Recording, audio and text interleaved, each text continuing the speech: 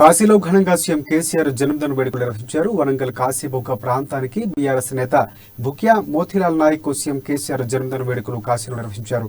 CM KCR ఆయురారోగ్యాలతో ఉండాలని కాశీలో ప్రత్యేక పూజలు నిర్వహించడం జరిగిందని ఆయన అన్నారు. అనంతరం కేసీఆర్ జన్మదినం సందర్భంగా ఆయన చిత్రపటానికి పాలాభిషేకం నిర్వహించి కేక్ కటింగ్ చేశారు.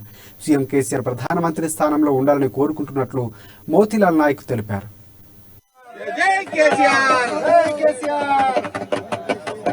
తెలంగాణ